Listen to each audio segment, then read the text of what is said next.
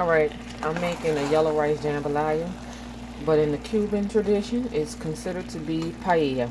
I don't have any seafood. It's just chicken and sausage, peppers, and whatnot. But it's good. It's good.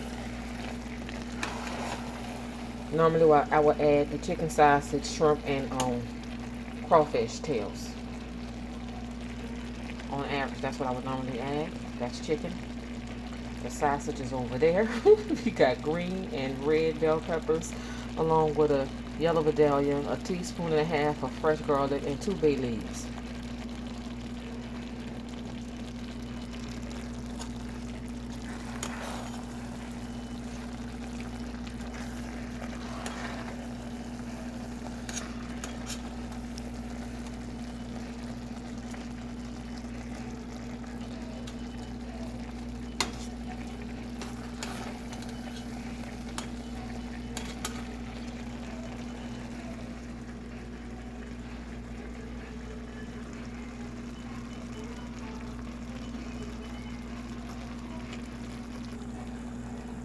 Okay, look into this pie.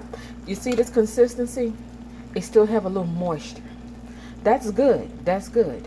But in Cuba, when they prepare a paella, they love the crispy edges. They allow the bottom to get a little brown, not burnt, but brown, okay?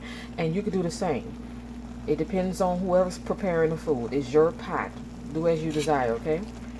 Alrighty. You got it. Yeah. I'm done. I'm done. I'm about to shut this off.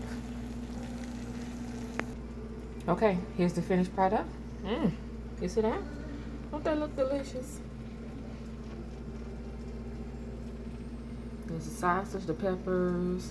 The chicken is nice and tender. This is a good consistency. Again, when you prepare it yourself.